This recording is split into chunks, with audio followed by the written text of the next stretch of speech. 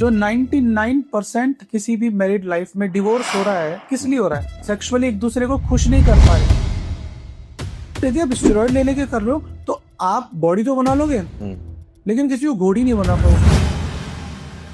Size को लेके ना लड़कों में हमेशा प्रॉब्लम रहती है दिमाग में। Does it really matter in sexual performance? आपके पास स्किल्स कितनी है ये डिपेंड करता है। लंबा लेके घूम रहे हो, बांस लेके घूम रहे हो, खेलना ही नहीं आता।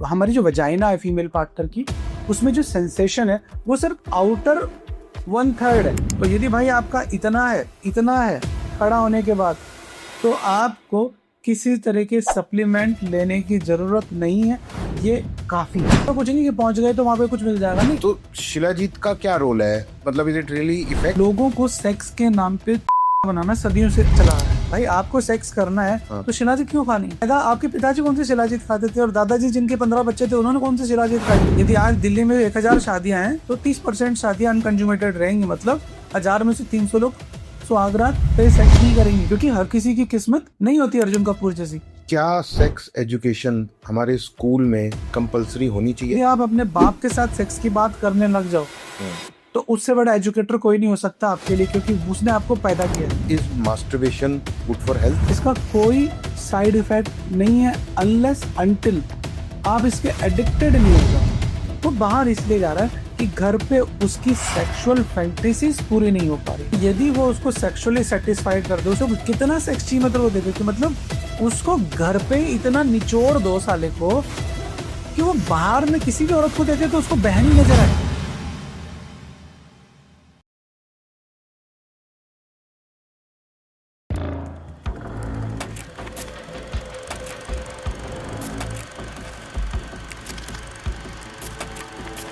नमस्कार दोस्तों, मैं कबीर शर्मा आपका स्वागत करता हूं स्पॉटलाइट में। 2026 आप सबके लिए बहुत मंगलमय हो, ये मैं प्रार्थना करता हूं। दोस्तों, जैसा कि आप जानते हैं, हफ्ते दर हफ्ते हम आपको स्पॉटलाइट पॉडकास्ट पे ऐसी महान हस्तियों से मिलाते रहते हैं जो अलग अलग मुद्दों पे हमें बहुत ज्ञान देकर जाते हैं। वो मुद्दा है सेक्स। तो इस सीरियस मुद्दे पर बात करने के लिए आज मेरे साथ हैं डॉक्टर अमित जोशी, जो कि एक सेक्सोलॉजिस्ट हैं, साथ ही साथ एक फिजिशियन हैं, और उसके अलावा डायबिटीज़ क्योर करना और मेटाबॉलिक डिसीजेस को क्योर करना, इन सब चीज़ों में काम करते हैं। और आज से नहीं, बहुत सालों से वो इसके ऊपर रिसर्च कर रहे हैं और स्टडी कर रहे हैं, और साथ ही कई लाखों लोगों की ज़िंदगियां ये बदल चुके हैं। तो चलिए इनके साथ ये पॉडकास्ट शुरू करते हैं। Doctor Amit Joshi sir, welcome. Thank you for inviting me. Thank you sir, आप हमारे बुलाने पे अपना कीमती समय निकाल कर आए। आई होप आपको स्टूडियो ढूंढने में कोई दिक्कत तो नहीं हुई? नहीं, परफेक्ट लोकेशन। तो सर, जो सेक्स शब्द, जैसा कि मैंने अपने इंट्रोडक्शन में बोला, आज तक मैं बाहर की कंट्रीज की बात नहीं करता, मैं हिंदुस्तान की बात करता हूँ। सेक्स शब्द एक टैबू है हमारी लाइफ में, जो कि हम अक्सर अपने माँ बाप के सामने में बोलने में शर्माते हैं, आज भी बच्चों के सामने में बोलने में शर्माते हैं, जबकि ये बहुत ओपनली बात होनी चाहिए। तो मैं कुछ ऐसे ही टेक्निकल सवाल आपसे पूछूंगा जिनका आप हमें आंसर देंगे। जैसे किसी एक लड़के की शादी होने वाली है, शादी में सारा परिवार रिश्ता तय कर देता है, सब कुछ बहुत अच्छे से हो जाता है, पर लड़के की जो मान स्थिति है उस पर कोई ज़्यादा ध्यान नहीं देता, पूछता भी नहीं कि भाई तू शादी के लिए प्रिपेयर्ड है या नहीं है।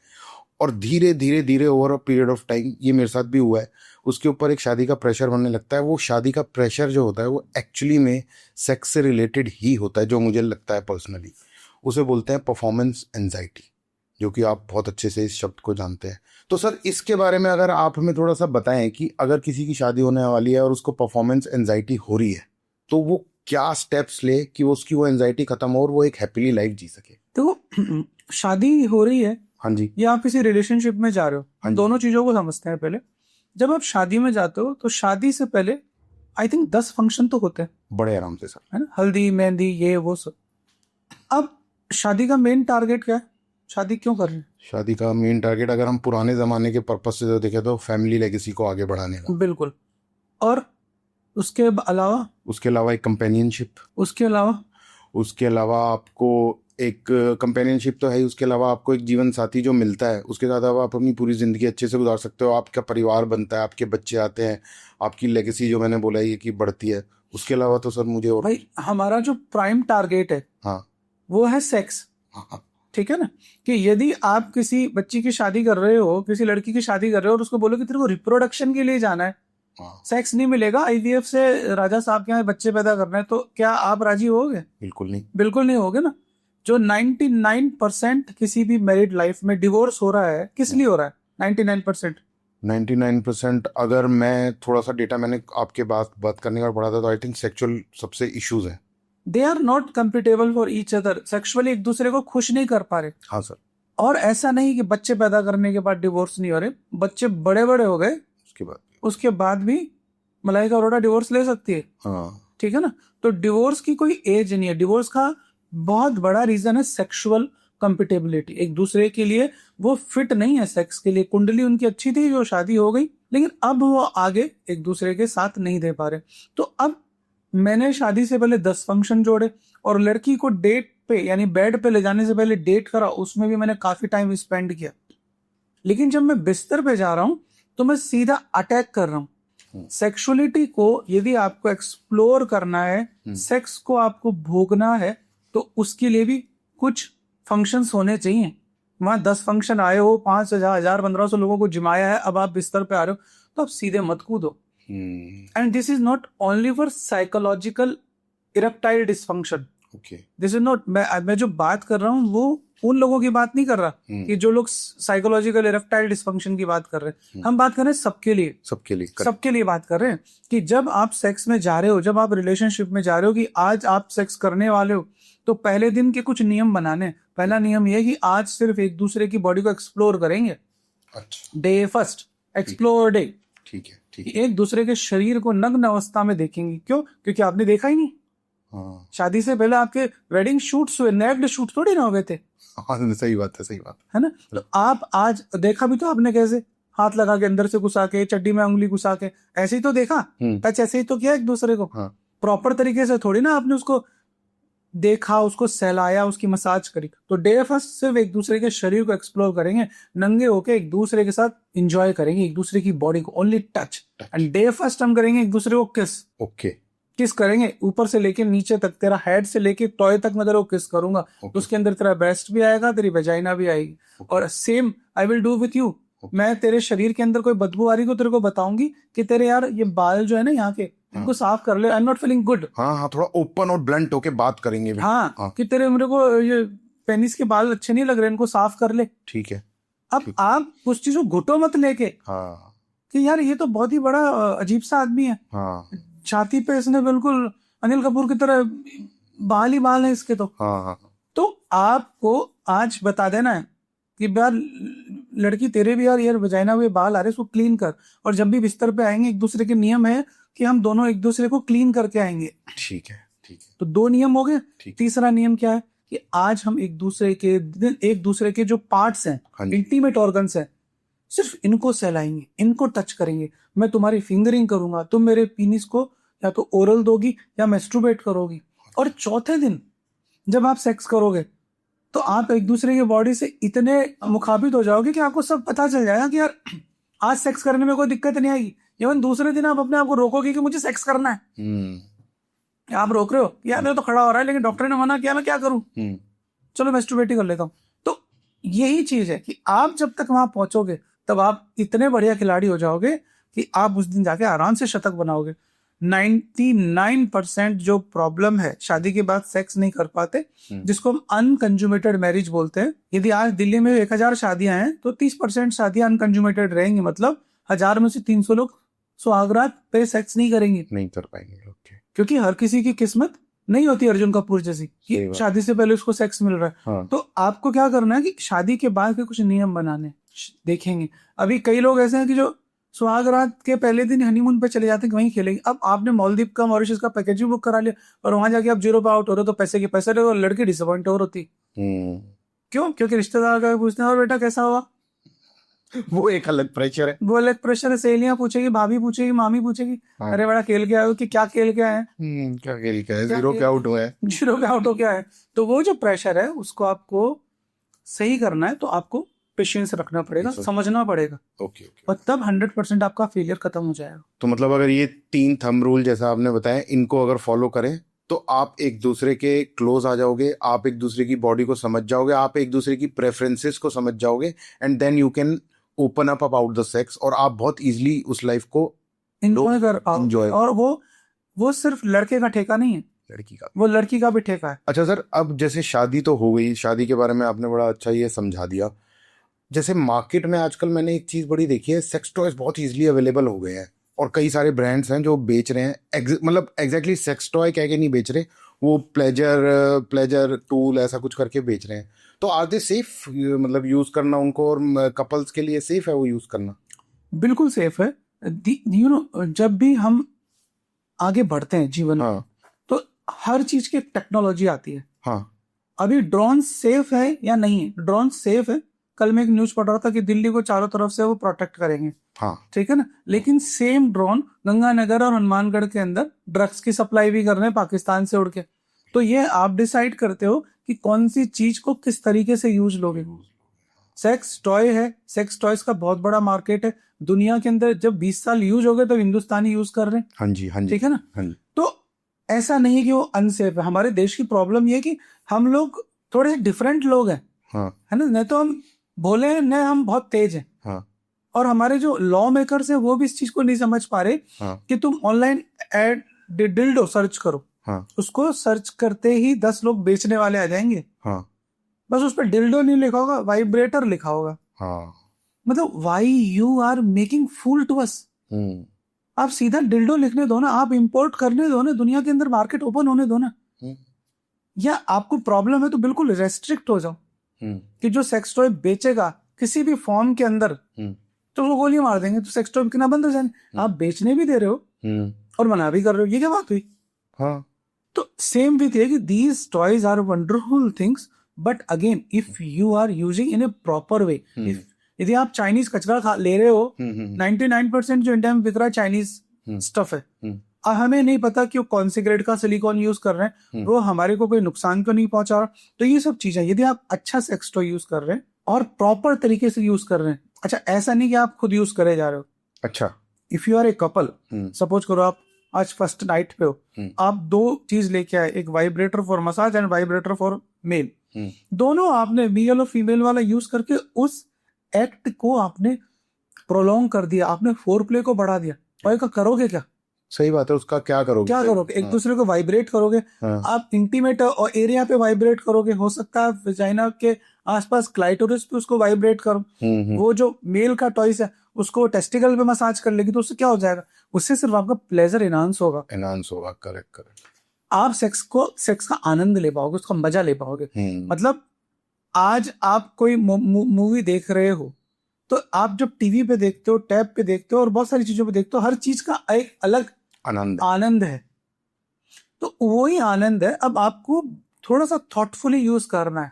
कि यदि आपने लॉ मेकर हो, यदि आपने समझाया है, तो आपके रेस्ट्रिक्शन होनी चाहिए कि 14 साल से पहले को लड़का यूज नहीं करेगा। 15 साल पे ये नहीं कि लड़के मैस्टरबेटर कप लेके मैस्टरबेट करने लग गए, या लड़कियां डिल्डोज लेके 14 साल की उम्र में लग गई। वो गलत है। कहने का ये मतलब है कि उसको बहुत क्लियर कट एग्जाम्पल सरकार को सेट कर देना चाहिए कि हाँ ये है, यूज इट विथ केयर, और इसका इस्तेमाल बहुत अच्छे से करो, और हो सके तो डॉक्टर की सलाह से करो, और भी बेटर एंजॉयमेंट करो। Best thing.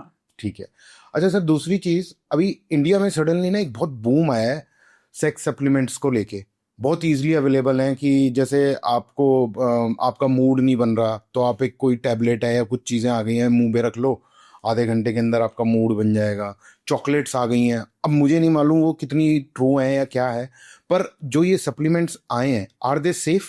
कहने का ये मतलब है लोग इजीली कंज्यूम कर रहे हैं इसको बहुत इजीली। देखो, साइंस जो है ऐसी चीज है कि कोई भी इस तरह का मॉलिक्यूल जो आपको इमीडिएट इफेक्ट दे रहा है, हाँ जी, तो वो नेचुरल सप्लीमेंट तो नहीं हो सकता। जो आधे घंटे का टाइम दे रहा है, तो आधे घंटे के अंदर जो भी कैप्सूल बिक रहे हैं उन सब में वाइग्रा मिला हुआ है। चाहे वो कॉफी हो, मेरे पास अभी दोस्त मेरा थाईलैंड से, उसने मुझे लाके कॉफी दी, ओके, कि यार इसको सेक्स से पहले पी लो।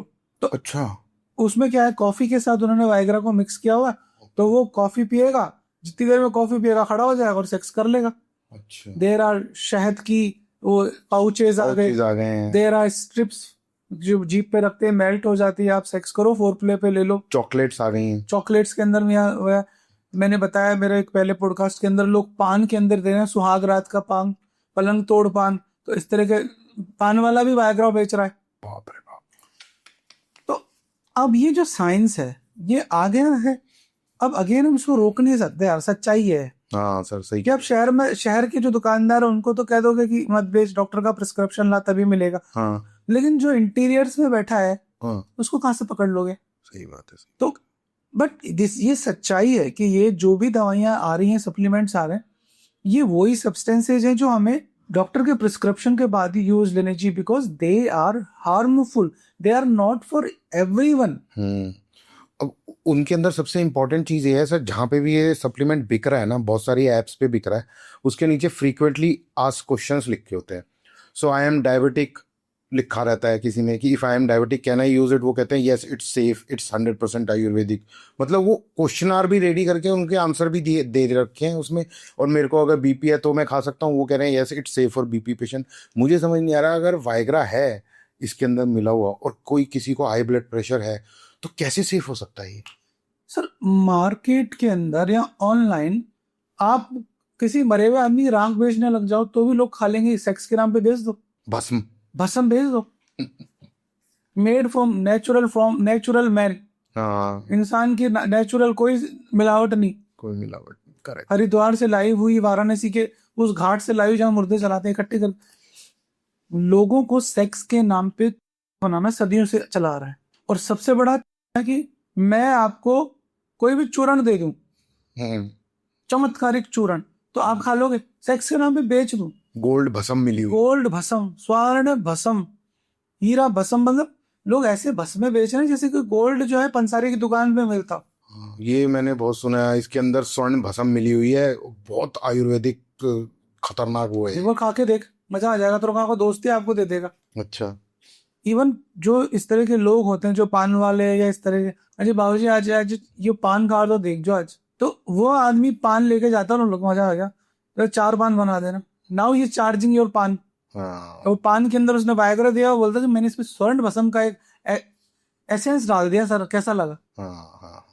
तो वो सब चीजें हैं कि ये जो जितना भी देखो साइंस, मेडिकल साइंस में चमत्कार नहीं होते। सही बात है, सही बात है, सही बात है। और आयुर्वेद में तो बिल्कुल नहीं होते। बिल्कुल सही। ये जो नेचुरल है, आप यदि कुछ अश्वगंधा खा रहे हो, शिलाजीत खा रहे हो, कौच खा रहे हो और भी कुछ खा रहे हो तो उसको एक टाइम लगेगा। हाँ। दूसरा उसका एक तरीका है। हाँ। कि कोई भी सप्लीमेंट है, जैसे हम आयुर्वेद की बात करें तो उसमें 3 चीजों पे, आहार, प्रहार और विहार, इन चीजों पे आपने फोकस किया। वो तो आपने किया ही नहीं। तो आप 150 किलो के हाथी हो रहे हो, 2 पिज्जा आपने अभी ठोके, अब आपको सेक्स भी करना है क्योंकि आपने 2 पिज्जा उसको भी खिलाए। तो अब आप वाइग्रा के बिना सेक्स नहीं कर सकते।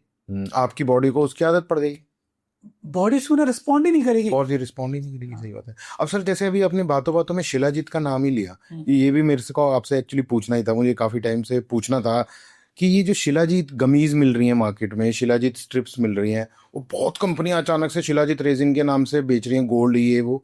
तो शिलाजीत का क्या रोल है, मतलब इज इट रियली इफेक्ट, मतलब इम्पैक्ट करता है ये हमारी बॉडी में? आज से 20 साल पहले आपने शिलाजीत के बारे में सुना था?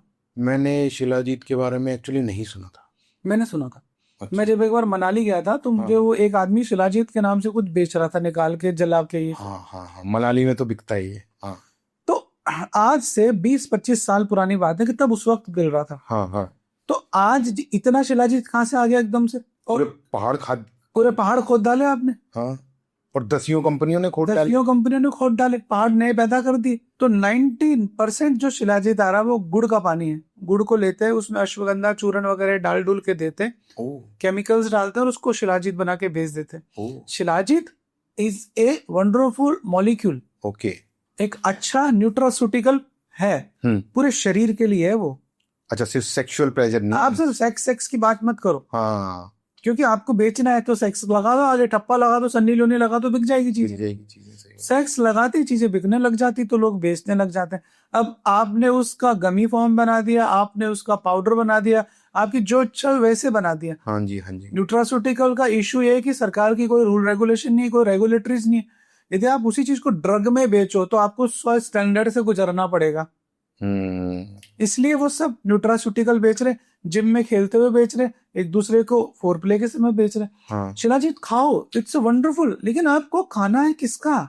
ये सबसे बड़ा पॉइंट है ना सर, किसका? किसका आपको हाँ। खाना है? जो जो आज से 50 साल से शिलाजीत बेच रहा है कि अच्छा। अश्वगंधा शिलाजीत कौन बेच रहा है? डाबर बेच रहा है, हाँ बैद्यनाथ बेच रहा है, हाँ पतंजलि बेच रहा है, हाँ। झंडू बेच रहा है। हाँ ऐसी सैकड़ों कंपनी है, ऊंझा है, हाँ। जो सदियों से इस देश के अंदर सर्व कर रही है, जो वाकई आयुर्वेद बेच रही है। हिमालय आयुर्वेद बेच रहा है, तो आप इनकी खाओ ना यार। ओके। आप किसी ऐसे आदमी की क्यों खा रहे हो जिसने कल कंपनी बनाई है, हाँ मार्केट में यूट्यूब पे बहुत सारा पैसा डाल दिया, हाँ अब वो शिलाजीत बेचे जा रहे हैं। हाँ। आपने एक बार क्लिक कर दिया तो जब तक आप खरीद नहीं लोगे तब तक उसका ऐड आपका पीछा करता रहेगा, वो भूत बन जाएगा। भूत बन जाएगा। हाँ। खा लो। मेरे पास 99% जब मरीज आता है तो मैं सब खा चुका हूँ, शिलाजीत खा चुका हूँ, ये खा चुका हूँ। मैंने कहा यार मुझे सब पता है तो क्या क्या खा चुका है, तेरी शक्ल देख के ही पता शक्ल देख के पता चल जाता है। तो this is it's a money making business. If you really want to eat shilajit, go to some Ayurvedic company. My suggestion, resin खाओ, उसको कैप्सूल फॉर्म में भी मत खाओ। हाँ, मेरे को ये पूछना था, रेजिन में खाए मतलब उसको लिक्विड फॉर्म? लिक्विड फॉर्म में, कि आपने उसको एक ड्रॉप लेना है, हाँ। एक गर्म पानी में डालना है जिससे कि वो मेल्ट हो जाए, पी लो। और ये भी सर, जैसे शिलाजीत जो ये लोग बोलते हैं, ये तो कहते हैं आप लाइफ लॉन्ग खाओ, मतलब इसको लाइफ लॉन्ग खाना चाहिए, मतलब बीच में गैप्स नहीं होने चाहिए इसके? देखो बस न्यूट्रास्यूटिकल है, आप हाँ जी। न्यूट्रास्यूटिकल के नाम पे बेच रहे हो। अभी रिसेंटली एक औरत का लिवर फेल हुआ बिकॉज ऑफ हल्दी, अमेरिका के अंदर। आपने भी शायद वो न्यूज पढ़ी हो कि वो एक्सेस में पेन के लिए हल्दी खाने लग गई कि ये नेचुरल एंटीबायोटिक है, पी लिया होगा, नेचुरल पेन, वो मर गई, लिवर खराब हो गया। लीवर खराब हो। तो सेम, आप क्यों खा रहे हो?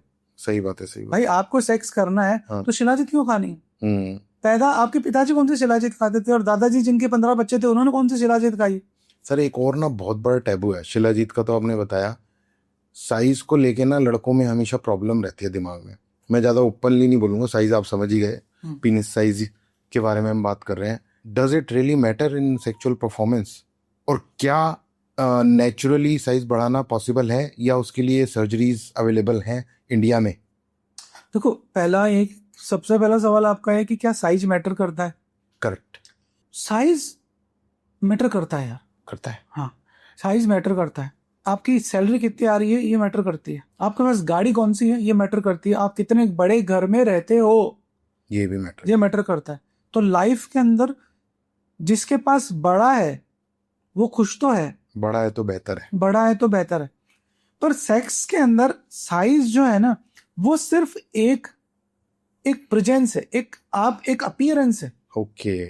भाई आप जा रहे हो, आपका दिख रहा है सबको लंबा चौड़ा हट्टा खट्टा, तो नेचुरल लोगों को मजा आएगा, हाँ। और आपको देख के जलेंगे, आपकी जेब में नोट कूदते हुए देखेंगे तो लोग जलेंगे। अब आप कच्चे में घूम रहे हो और कच्चे के अंदर आपका दिख रहा है, स्विमिंग पूल के अंदर आपका दिख रहा है लंबा सारा, तो लड़कियां अट्रैक्ट तो होती हैं।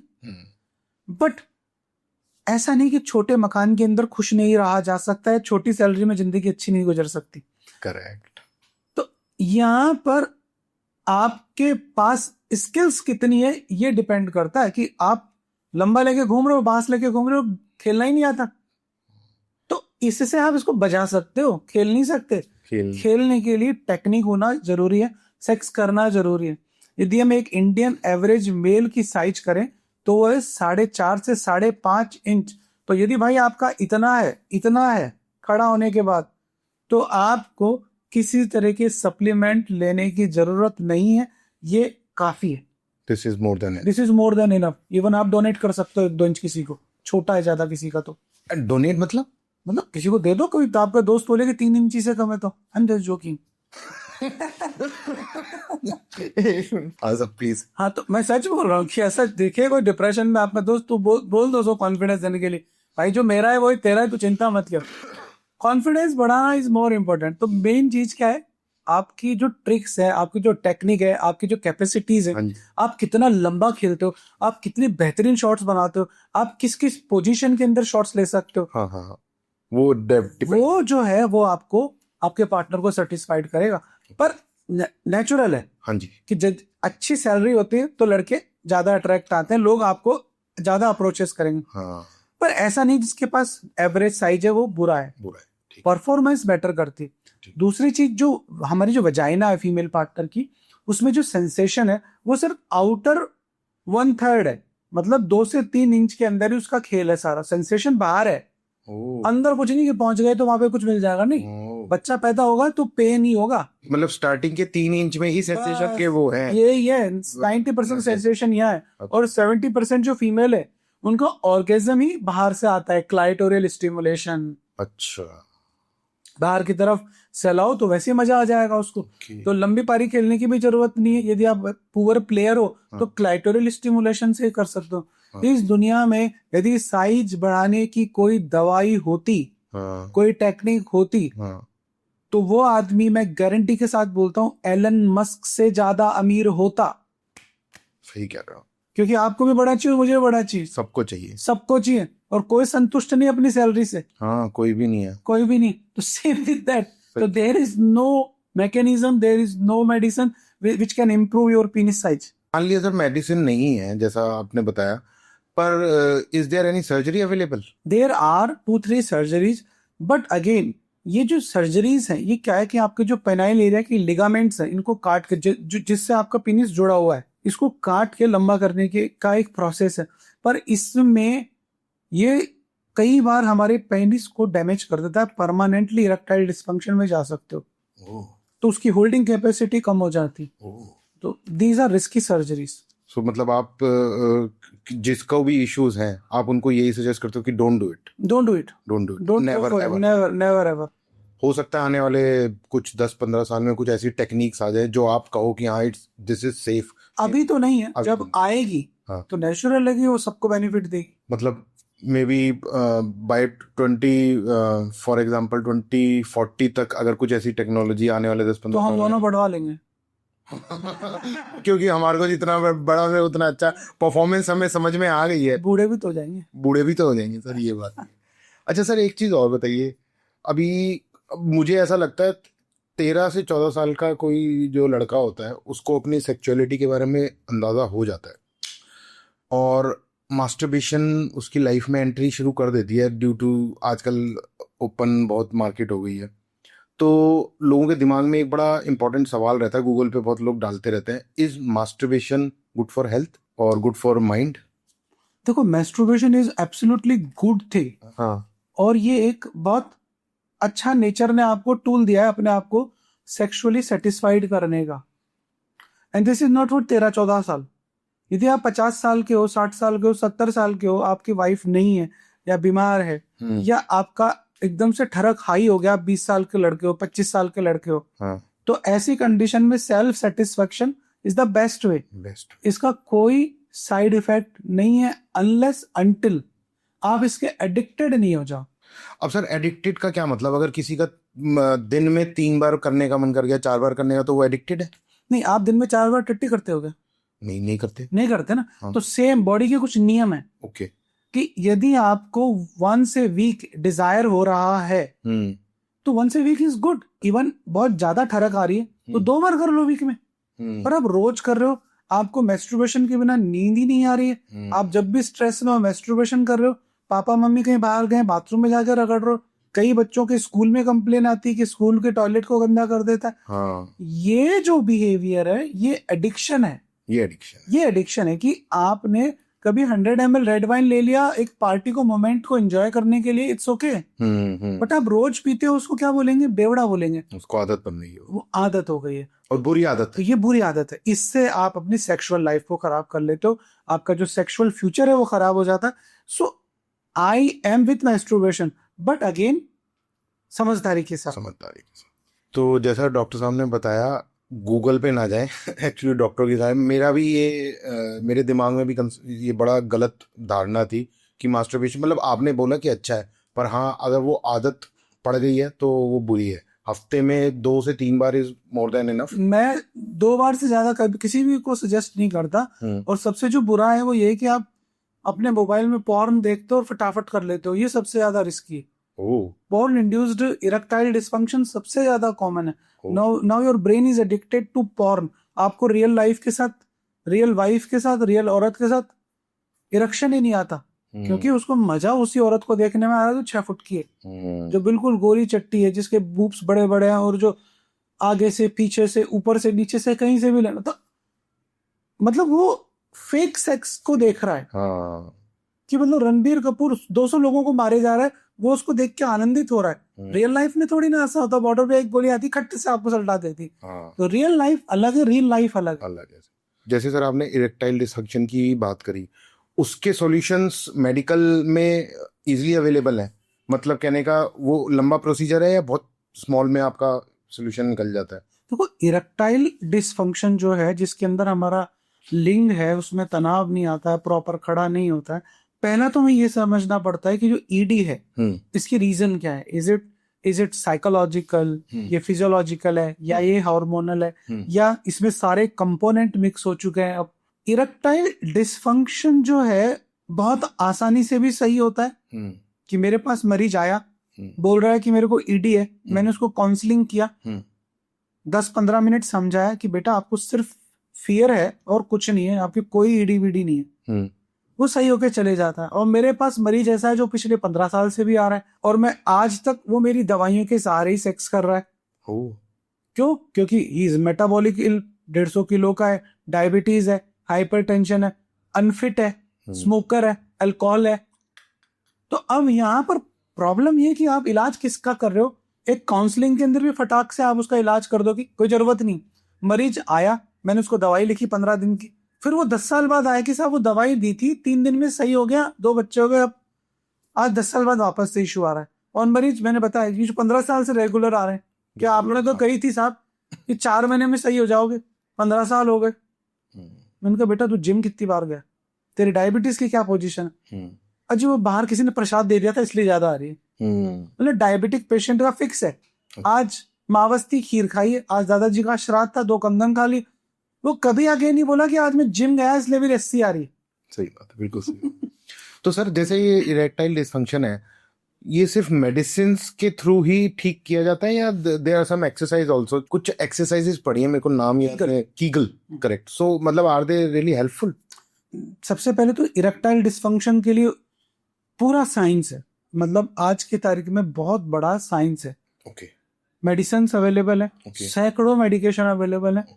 There are some treatments like P shots, like shock wave, like P shot के अंदर हम प्लाज्मा के इंजेक्शंस लगाते हैं लिंग के अंदर, तो न्यू रेजुवनेशन हो जाता है, न्यू सेल्स डेवलप हो जाती है। शॉक वेव के अंदर जो हमारी नसें सिकुड़ गई है, उन सिकुड़ी हुई नसों को खोल देते हैं। तो ये सब चीजें हम ले सकते हैं यदि आपको मेडिसिन काम नहीं कर रही है। मेरे काफी पेशेंट जो ओल्ड एज के, उन पे दवाइयां काम करना जब बंद कर देती है तो हम इन ट्रीटमेंट प्रोटोकॉल्स की तरफ जाते हैं। हाँ।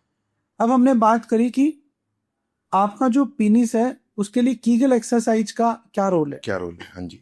तो सबसे पहले जो कीगल है वो क्या है? कीगल है पेल्विक मसल। पेल्विक मसल क्या है? जिसने मेरे लिंग को पकड़ा हुआ है, शरीर से बांधा हुआ है। ओके।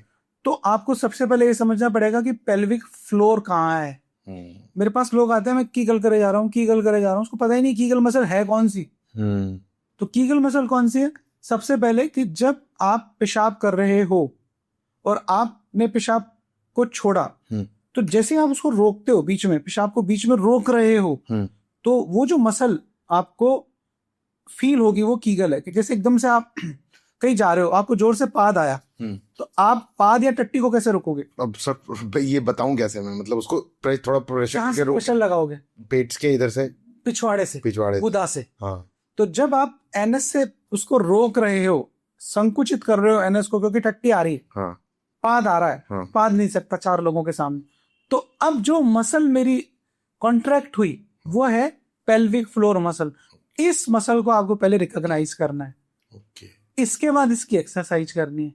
तो यदि आप रेगुलर पेल्विक फ्लोर एरिया की मसल को स्ट्रेंथ करते हो तो आपका टाइमिंग बढ़ता है, आपका कड़कपन बढ़ता है, और सबसे अच्छी बात है कि जैसे कई लोग ऐसे होते हैं कि मैं 1 राउंड के बाद सेक्स नहीं कर पाता, हाँ। तो उससे उसका राउंड्स भी बढ़ जाते हैं। इससे वंडरफुल मसल, इसकी रेगुलर एक्सरसाइज करनी चाहिए। अभी सर जैसे आपने अपने एक पेशेंट के बारे में बताया जो दारू भी पी रहा है, जिम विम भी नहीं जा रहा और 15 साल से दवाइयां खा रहा है। अब वो 15 साल से ये वाली दवाइयां खा रहा है, तो उसकी बॉडी पे कोई असर नहीं डाल रही है दवाइयां? ये इतनी सेफ है? वो मेरे पास आ रहा है, हाँ, और एक हिमालय दवाखाना पे जा रहा है, हाँ। दोनों में अंतर है। यदि वो मेरे पास रेगुलर आ रहा है तो मैं उसको रेगुलर इन्वेस्टिगेट करूंगा। दूसरा, he is not coming for sex only, वो मेरे लिए डायबिटीज के लिए भी आ रहा है, मेरे पास हाइपरटेंशन के लिए आ रहा है, और दूसरी बीमारियों के लिए भी आ रहा है। सेक्स उसका एक पार्ट है। हाँ, बट डे वन वो मेरे पास आया सेक्स के लिए ही था, समझ। पर जब उसको पता चला कि मेरा डॉक्टर है, वो मेरा डायबिटीज भी सही करेगा, हाँ। तो वो आज मेरे पास जुड़ा हुआ है। तो हम उसके हर 3-4 महीने में इन्वेस्टिगेशंस कराते हैं। लेकिन जो आदमी सिर्फ उसको ऐसे ही पीस पास के दे रहा है, ना तो वो इन्वेस्टिगेट करा रहा है ना कुछ करवा रहा है, ये बैड थिंग है और ये गलत भी है, क्योंकि इससे आप उसकी किडनी भी खराब कर सकते हो, उसका लिवर भी खराब कर सकते हो।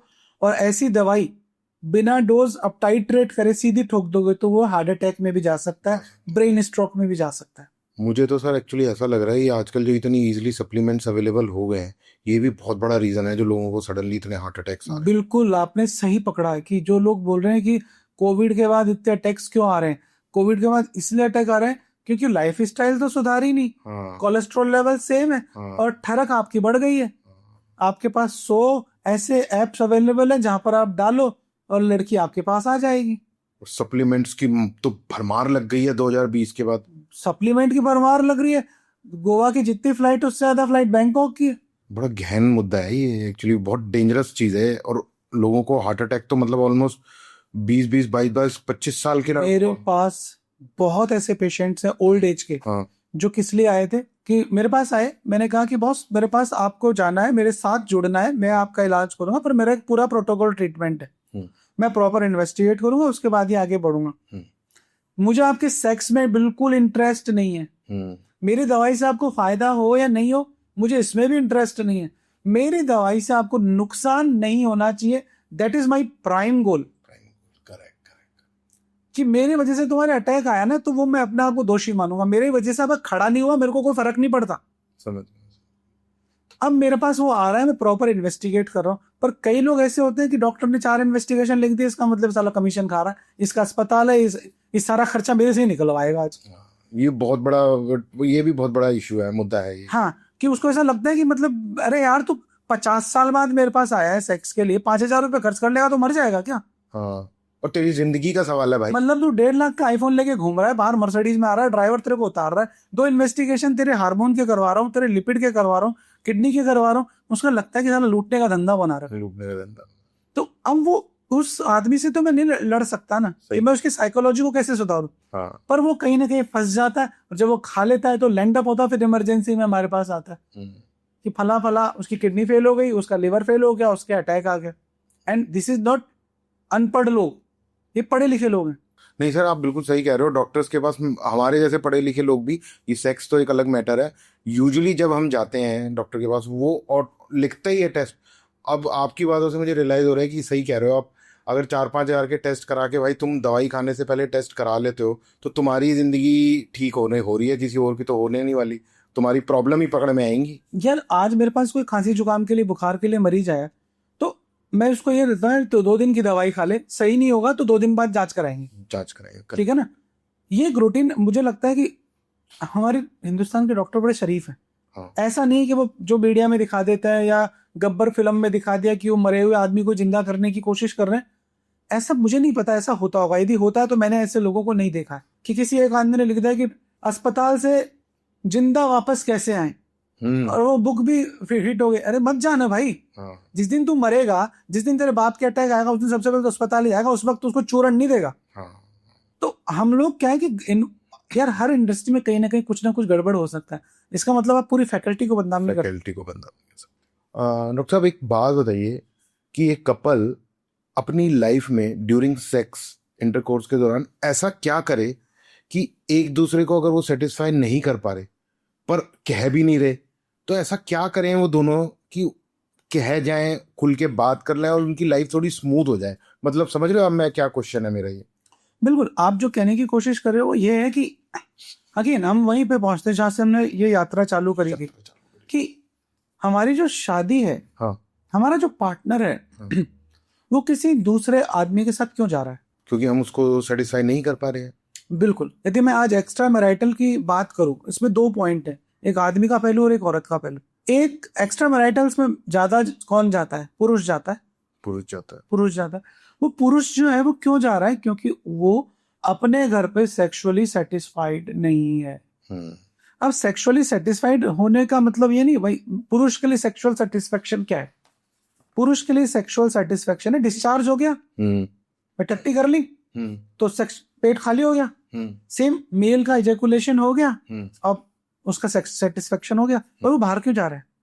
वो बाहर इसलिए जा रहा है कि घर पे उसकी सेक्सुअल फैंटेसीज पूरी नहीं हो पा रही है। सेक्सुअल फैंटेसीज जो मूवीज में देख रहा है, उसको woman on the top position में सेक्स करना, उसको डॉगी पोजीशन में सेक्स करना, उसको और 4 तरह के फफूंदे मारनी है, छलांगे मारनी है, वो सारी छलांगे कहाँ मार रहा है? बाहर जाके मार रहा है। बाहर जाके उसको ओरल भी करवाना है, तो सारी चीजें वो बाहर जाके कर रहा है।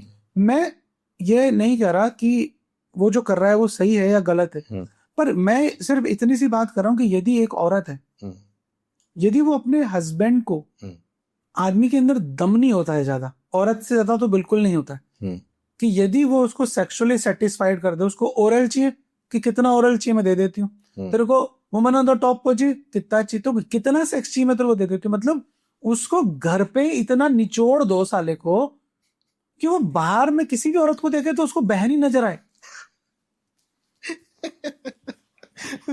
कि आपको जाने से पहले आपकी पत्नी ने 5 पराठे खिला दिए, तो बाहर आप देखोगे नहीं कचौड़ी समोसा। सही बात है, ध्यान ही नहीं दोगे, इतना पहले ही भर के भेज दिया, पहले भर के भेज दिया कि वो उसको औरत के पास जाने से डर लगने लग जाए, अपनी लुगाई से डर लगने लग जाए कि साला ये तो मुझे को निचोड़ देती। And same with female, correct, कि यदि एक मेल है, आज मेल यदि बिल्कुल ही डफर है तो बात दूसरी है, पर यदि वो एक्ट कर रहा है, this is my clear message and clear thought, कि हर एक्ट के बाद एक आदमी और औरत को एक दूसरे से पूछना चाहिए कि आर यू सेटिस्फाइड, तुम्हारा ऑर्गेजम आ गया? आपको पता है कि इसका आ गया ऑर्गेजम, आपके सामने उसने चीख निकाल दी, पर उसके बाद भी पूछ लो तुम्हारा ऑर्गेजम आ गया, वो बोल देगी हाँ आ गया। इसका मतलब ये कि आपने अपना काम ईमानदारी से पूरा कर दिया है, कि क्लाइंट सेटिस्फेक्शन सबसे ज्यादा जरूरी होता है, ये सेवा का नियम है। तो आप जब सेवा कर रहे हो तो आप अपने पार्टनर से पूछो कि सेटिस्फाइड हुई या हो गई, और कोई फैंटेसी नहीं है। प्लस जब भी आप सेक्सुअल एक्ट में जा रहे हो, क्योंकि आप जब नए नए कपल हो तो आप पूछ लो कि आज खाने में क्या बनाओगी, आज तुम्हें खाने में क्या चाहिए, बिरयानी चाहिए, आज तुम्हें किस तरह का सेक्स चाहिए, can we do today woman on the top, table on the top, ये टॉप वो टॉप, मतलब आप जो चीज कहीं सी बाहर बाजारू या वैश्या के पास जाके करना चाह रहे हो वो अपनी वाइफ को बोलो। एंड सेम विथ फीमेल, जब वो बोल रहा है तो इसको इस चीज के लिए जज मत करो कि साला कितना ठड़की है, क्योंकि उसकी जो ठरक आई है वो इंटरनेट से आ रही है, मोबाइल से आ रही है, कंटेंट से आ रही है जो वो देख रहा है। Correct correct. तो आपने जिस तरह से अपने आप को अपडेट किया, उसके लिए इन चीजों को भी अपडेट करो। आपको नहीं आता है तो सीखो। यही एक हेल्दी कपल, मतलब यदि आप रोज कर रहे हो ना, बिलीव मी, जो लोग रोज करते हैं उनकी वाइफ मैंने देखा है कई बार खूबसूरत नहीं होती, या उनका जो हस्बैंड है वो एक नंबर का ऐसा लगता है कि राक्षस, शक्ल से उसके पास आप बैठो नहीं, पर वो इतना बड़ा सेक्सुअल मॉन्स्टर है कि उसकी वाइफ किसी के पास जा ही नहीं सकती, वो उसको वहीं नहीं छोड़ देता। ये क्वेश्चन व्यूअर्स मैं जो पूछने जा रहा हूँ, मैं किसी की भावनाओं को ठेस नहीं पहुंचाना चाहता। क्वेश्चन है मेरा होमोसेक्सुअलिटी के ऊपर, होमोस के ऊपर, और वो जैसे हैं, मुझे किसी टाइप की कोई भी प्रॉब्लम नहीं है, तो इस क्वेश्चन से प्लीज़ कोई नाराज़ ना होए, मैं किसी को ठेस नहीं पहुंचाना चाहता। डॉक्टर साहब, क्वेश्चन ये है, मेरा एक फ्रेंड ही है जो होमोसेक्सुअल है, वैसे उसको लाइफ में कोई प्रॉब्लम नहीं है, he is very much happy, उसकी फैमिली में भी सब जानते हैं, पर कई बार अपने डाउन टाइम पे जैसे होता है ना कि आदमी फील करता है कि why I am like this, कई बार वो दम ड्रिंक व्रिंक कर रहे होते हैं, वो बोल देता है कि यार मैं ऐसा क्यों, तुम लोगों के जैसा क्यों नहीं हूँ, दोस्त है अपना, आपसदारी में बातचीत में हो जाता है। तो मैं कई बार सोचता था कि अगर कभी आप जैसे ज्ञानी लोग आएंगे तो पूछूंगा। ये उसका क्वेश्चन है जो मेरा फ्रेंड है, क्या इसको रिवर्स किया जा सकता है? देखो, पहली चीज थी कि होमोसेक्सुअलिटी सदियों से है, जब से सेक्स बना है और सेक्सुअलिटी बना है, ये सदियों से है। इसका प्रमाण क्या है? अब आप पूछ सकते हो कि क्या है, आपने तो बोल दिया। हाँ। तो यदि आपको ऐसा लगता है कि मेरी बात यकीन की नहीं है, तो आप जाइए अजंता, एलोरा, टेम्पल्स जो हमारे सेक्स के बने, खुजराहो, वहां पर आप देखोगे होमोसेक्सुअल मेल्स एक दूसरे को सेक्सुअली सेटिस्फाइड करते हुए, फीमेल्स एक दूसरे के साथ सेक्सुअली एक्टिव हैं। तो पहली चीज तो ये कि ये कोई डिजीज नहीं है, ये कोई बीमारी तो है नहीं। सही बात है। दूसरा, ये अपना एक आइडेंटिटी है। होमोसेक्सुअलिटी जो है मेरा एक nature, it's part of me. अब मेरे को मेल्स में इंटरेस्ट है या मेरे को फीमेल्स में इंटरेस्ट है, मैं लेस्बियन हूँ, तो ये कोई डिजीज नहीं है। मेरा सॉफ्टवेयर इस तरीके से का है, मेरे को नेचर ने, भगवान ने बना के ऐसा भेजा है कि मुझे पुरुष, अच्छा मेरे पास बहुत सारे कपल्स हैं, बहुत सारे कपल्स हैं जिनकी शादियां हो गई है, बच्चे हो गए हैं, उम्र के 55-50 पे हैं, but they are sexual active with male और she sexual active with female. मतलब परिवार में है, जुड़े हुए हैं, सेक्स भी कर रहे हैं, लेकिन जो मजा आ रहा है वो उसको वहीं जाके आ रहा है, जो आनंद की प्राप्ति हो रही है जिसको हम चरम सुख बोलेंगे, तो चरम सुख उसको पुरुष के साथ ही प्राप्त हो रहा है। अब यदि मेरा सॉफ्टवेयर डेवलप हो चुका है तो मैं इसको अंडो नहीं कर सकता, इसको डिलीट नहीं कर सकता, मैं जैसा हूं वैसा हूं। ये कोई बीमारी नहीं है, बस ये समझना पड़ेगा सोसाइटी को।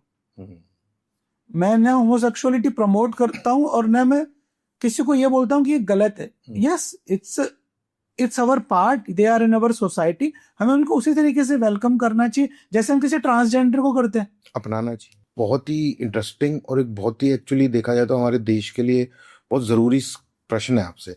क्या सेक्स एजुकेशन हमारे स्कूल में कंपलसरी होनी चाहिए आपके हिसाब से?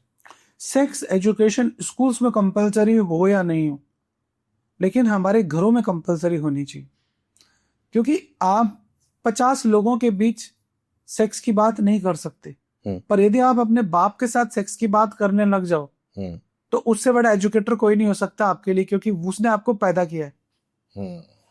अब आप 50 की लोगों की क्लास जिसमें लड़कियां भी हैं, 11th क्लास के अंदर सबके ब्रेस्ट डेवलप हो चुके हैं, सबकी वजाइना डेवलप हो चुकी है, और मेल्स है जिनकी पीनिस प्रॉपर डेवलप, उनके सामने जब आप बात करते हो सेक्स एजुकेशन की तो वो बड़ा अजीब सा और एक भद्दा माहौल होता है कि आपने किसी के ब्रेस्ट की बात करी तो सारे लड़के हंसेंगे, नहीं हंसेंगे? हंसेंगे। एंड सेम विथ, यदि कोई लड़की बात कर रही है मेल पार्ट की तो सारी लड़कियां अजीब सी हो जाएंगी, संकुचित हो जाएंगी, अपने आप को छुपा लेंगी। तो मुझे लगता है कि जो सेक्स एजुकेशन है वो 100% होनी चाहिए, पर सेक्स एजुकेशन से ज्यादा जरूरी चीज है कि सेक्स की जो खूबसूरती है उसको बयान किया जाए, अवेयरनेस को बताया जाए। अब आप बता रहे हो किस चीज के बता, स्कूल में क्या है सेक्स एजुकेशन दी जाती है, एसटीडी क्या है, वेजाइना कैसे डेवलप होती है, पेनिस का क्या रोल है, टेस्टोस्टेरोन क्या है, एलएच क्या है, ईस्ट्रोजन लेवल क्या होने चाहिए। आप कभी ये नहीं बताते और ये बता भी नहीं सकते कि अब आपके टीचर बताए कि सेक्स कैसे करना है, अगले दिन उसको निकाल दे, रीले वायरल हो जाए, 2 पॉलिटिकल कांग्रेस बीजेपी वाले सब लड़ने लग जाए दूसरे से कि इन्होंने सोसाइटी का क्या कचरा कर दिया। तो मुझे लगता है कि सेक्स एजुकेशन होनी चाहिए, एटलीस्ट ये बेसिक्स तो होने चाहिए कि गुड टच क्या है, बैड टच क्या है, एटिकेट्स क्या है, एक पुरुष को एक स्त्री के सामने किस तरह का बिहेव रखना चाहिए, किस तरह की बात करनी चाहिए, किस लहजे में बात करनी चाहिए, किन शब्दों का प्रयोग नहीं करना चाहिए। पर जो देश सड़क पे मूतता है उसको आप सेक्स एजुकेशन दोगे तो मुझे नहीं लगता कि हम बहुत कुछ कर पाएंगे। तो अब हम बस सेक्स की बात कर रहे हैं, आपके पॉडकास्ट के अंदर बात कर रहे हैं, बहुत सारे गलत कमेंट भी आने वाले हैं, बहुत आएंगे, भर भर के आने वाले हैं आपके ऊपर, तो क्योंकि आप इतना ओपनली बात करो 100% है ना। और मेरे को बदमाश डॉक्टर, बदतमीज डॉक्टर, घटिया ये मुझे इसकी आदत हो चुकी, क्योंकि मैं ऑलरेडी इस बारे में बात कर चुका हूँ। So sex education is must, but I think it should be start with your family. किसी टीचर के ऊपर आप डिपेंड रहोगे तो आप कभी नहीं सीख पाओगे। एक माँ अपनी बेटी को समझाए कि बेटा ये सेक्स के नियम है, सेक्स ऐसे करना है, सेक्स में ऐसे जाना है। और यदि आप कोई बहुत लिबरल हो, उस क्लास के हो जहाँ बच्चन वाली क्लास है, तो उसके अंदर आप एटलीस्ट ये बोल सकते हो कि बेटा जब तक कंफर्म नहीं हो सेक्स नहीं करना, सेक्स करो तो एटलीस्ट ये प्रिकॉशन रख लेना। और जैसे प्रोफाइल पे लिखा होता है ना नाम रामलाल, इनकम इतनी, तो ऐसे ही एटलीस्ट आपका एसटीडी प्रोफाइल लिखा होना चाहिए। आप जब डेट पे जा रहे हो, यदि आप सेक्स में जा रहे हो तो आपको कम से कम आपका एक दूसरे का एसटीडी प्रोफाइल पता होना चाहिए, जिससे बीमारियां ना फैले, जिससे आप तो ठरकी हो, वो बेचारी प्रेम में आपके आ गए और आपने उसको 4 बीमारियां गिफ्ट कर दी, वो गलत है। मेरा एक क्वेश्चन रह गया, मैं चाहता हूँ उसका आंसर भी आप दे ही दे। आजकल ना जिम कल्चर बहुत हो गया है, डॉक्टर्स भी एडवाइस करते हैं जिम जाइए, पर जिम में एक्सरसाइज से ज़्यादा ना स्टेरॉइड्स और सप्लीमेंट्स, प्रोटीन बेचने का धंधा अड्डा बना हुआ है जिम, आप जानते ही होंगे आई थिंक। और डॉक्टरों के पास जाने की बजाय ना जिम के ट्रेनर्स और बहुत सारे लोग गलत शलत दवाइयाँ दे देते हैं, सबसे ज्यादा बिकने वाला जो जिम्स के अंदर और ऐसी जगहों पे है प्रोडक्ट है टेस्टोस्टेरोन बूस्टर, जो कि मैं खुद अपनी आंखों से देख चुका हूँ। 20-20, 25-25 साल के लड़के जो अभी बिल्कुल नए एकदम तंदुरुस्त लड़के हैं, उनको भी टेस्टोस्टेरोन बूस्टर बेचा जा रहा है, ये कह के कि भाई ये खा, इससे बॉडी के अंदर मसल बहुत डेवलप होगी। तो मैं आपको इस प्रश्न के माध्यम से ये पूछना चाहता हूँ, और व्यूअर्स को आप ये बताइए कि ये खाना कितना डेंजरस है और उसके हेल्थ पे क्या क्या इफेक्ट आते हैं ओवर अ लॉन्गर पीरियड। आपके साथ क्या हो रहा है बॉडी के अंदर टेस्टोस्टेरोन बूस्टर खाने से अननेसेसरीली? देखो, पहला सवाल ये कि जिम जो जा रहा है, तो जिम जाना एक अच्छी हैबिट है, एक हेल्दी हैबिट है, सबको जाना चाहिए। क्योंकि अब आप दिल्ली में रहते हो तो दिल्ली के अंदर आप वॉक तो नहीं कर सकते, सही बात है सर। ठीक है ना सर? तो आप जिम जाओ, एक्सरसाइज करो। अब जब आप इस तरह का कचरा खा रहे हो, और कचरा किससे खा रहे हो? उस आदमी से खा रहे हो जो अनक्वालिफाइड है, वो 15,000 रुपए में वहां पे काम कर रहा है, और उसका टारगेट ही है कि जब तक तू 2 प्रोटीन के डब्बे नहीं बेचेगा तेरे को सैलरी नहीं मिलेगी। जब तक तू 4 टेस्टोस्टेरोन बूस्टर के डब्बियां नहीं बेचेगा तब तक तेरी सैलरी में इंक्रीमेंट नहीं मिलेगा। उसका टारगेट है कि 15 के ऊपर कैसे जाऊं। करेक्ट। वो अननेसेसरी आपको एक टेस्टोस्टेरोन की डिब्बी चिपका रहा है जो 100 रुपए की और 900 रुपए में बेच रहा है। हाँ। तो पहली बात, सप्लीमेंट खाना सही है यदि आप खाते हो प्रॉपर गाइडेंस के अंदर। अब आप एक्सरसाइज कर रहे हो, आपने वे प्रोटीन खा लिया, तो मुझे नहीं लगता कि इसमें कोई गलत है, हमें खाना चाहिए। बट यदि आप टेस्टोस्टेरोन के इंजेक्शन ले रहे हो, स्टेरॉइड्स ले रहे हो, तो सबसे पहला प्रॉब्लम क्या आता है कि सपोज करो कि आप यंग आदमी हो और आपको मसल बिल्डिंग करनी है, तो अब आपने टेस्टोस्टेरोन इंजेक्शन लिया तो क्या होगा? बॉडी उस टेस्टोस्टेरोन को as a foreign molecule react करेगी, और जैसे टेस्टोस्टेरोन आपकी बॉडी में ओवरडोज में हो जाएगा तो क्या होगा? आपकी जो आंडें हैं वो टेस्टोस्टेरोन बनाना ही बंद कर देगी। ये इतनी बड़ी आंट इतनी सी हो जाएगी, कंची के जैसी हो जाएगी। And lot of patient coming to me, तो इतने अच्छे खासे टेस्टिकल था, आज उनकी कंची हो गई है। छोटा साइज, छोटा जो बिल्कुल छोटी गोली होती है ना, वैसा हो जाएगा, कंची की तरह। क्यों? क्योंकि बॉडी बना ही नहीं है, उसको जरूरत ही नहीं है अभी। हाँ, बाहर से डाल रहे हो तो। बाहर से डाल रहे हो तो अब बाहर से कब तक डाल लोगे? हाँ। तो आप जब उसको बंद करते हो तो आपकी बॉडी रेस्पॉन्ड करना बंद कर देती है, फिर आप वापस टेस्टोस्टेरोन फेलियर में चले जाते हो, बॉडी बनाती ही नहीं। अभी आपको टेस्टोस्टेरोन लेना है तो आपको किसी डॉक्टर के गाइडेंस में लेना चाहिए, किसी एंडोक्राइनोलॉजिस्ट के गाइडेंस में लेना चाहिए। Even if you are going to some international like strength mister India और उसमें आप ले रहे हो, तो आपके पास प्रॉपर डॉक्टर्स होने चाहिए जो इस थेरेपी को लेने के बाद इसको क्लीन कर पाए। हाँ, ओके। इसको क्लीन कर पाए, इसका साइड इफेक्ट आपकी बॉडी से वॉश आउट कर दे। क्योंकि कई बार आप लेते हो पर आपको पता ही नहीं कि उसको बाद में क्लीन कैसे करना है। तो पहला तो अवॉइड करना है कि लेना ही नहीं, क्यों लेना है। ठीक है। भाई अर्नोल्ड ने कौन सा टेस्टोस्टेरोन लिया था? और अगर मैं बोलता हूँ उस टाइम पे कुछ ऐसे आते भी होंगे सप्लीमेंट, तो लिया भी होगा तो उसने वॉश आउट किया होगा 100%। यदि वैसा तो मुझे नहीं लगता कि उसने लिया होगा। वैसे मैं बहुत सारे लोगों को जानता हूँ जो बॉडी बिल्डर्स हैं, उन्होंने कभी जीवन के अंदर किसी स्टेरॉइड के हाथ नहीं लगाया। नेचुरल डाइट पे उन्होंने फोकस किया, जो आयुर्वेदिक प्रिपरेशन है, अश्वगंधा, कौच, इन पे उन्होंने फोकस किया, फूड लिया, एग लिया, प्रोटीन, बॉडी बन गई। पर यदि आप स्टेरॉइड ले लेके कर रहे हो तो आप बॉडी तो बना लोगे लेकिन किसी को घोड़ी नहीं बना पाओगे। So if you really want to enjoy your sexual life, be careful about these shits. तो दोस्तों, जैसा डॉक्टर साहब ने बताया, सिर्फ टेस्टोस्टेरोन ही नहीं, उसके अलावा भी डॉक्टर साहब ने हमारे को बहुत सारी ऐसी जानकारी दी। तो मैं आपसे निवेदन करूंगा कि एक एक बात को बहुत ध्यान से सुनिएगा। कुछ डॉक्टर साहब ने बीच में मजाक भी किया है, उसको इग्नोर कर दीजिएगा। तो डॉक्टर साहब, आई थिंक इस गुड नोट के साथ हमें ये पॉडकास्ट यहाँ ख़त्म करना चाहिए। अगर आप जाने से पहले कोई छोटा सा संदेश हमारे माध्यम से देना चाहें तो आप प्लीज़ व्यूअर्स को कुछ बोलना चाहे जाते जाते। हमने लगभग सारी बातें कर ली है, बट मेरा सिर्फ एक ही चीज़ है कि सेक्स जो है वो दुनिया की सबसे बेहतरीन चीज़ है, दुनिया की बहुत कीमती चीज़ है। तो ये जो कीमती चीज़ है इसकी एक एक्सपायरी डेट है, ये जल्दी ही ख़त्म होने वाली है। तो यदि आप इस चीज़ को, इस फ्रूट को एंजॉय करना चाहते हैं तो फिट रहें, हेल्दी रहें, एक्सरसाइज करें। इस तरह की जगह जाने से बचे जहां से आप कोई सेक्सुअली ट्रांसमिटेड डिजीजेस ला सकते हैं जिनका जीवन में कोई इलाज नहीं है, और जो आप अपने पेरेंट्स के सामने भी नहीं बता सकते कि पापा आई गॉट एड्स। तो प्लीज मतलब अपने हेल्थ का ध्यान रखें और सेक्स का ध्यान रखें। तो थैंक यू, आप लोगों ने एपिसोड देखा। डॉक्टर साहब से जुड़ी सारी जानकारी आपको डिस्क्रिप्शन बॉक्स में मिलेगी। मैं आपसे मिलूंगा अगले हफ्ते एक नए एपिसोड में। Thank you for watching the spotlight. Thank you sir. Thank you so much. Thank you.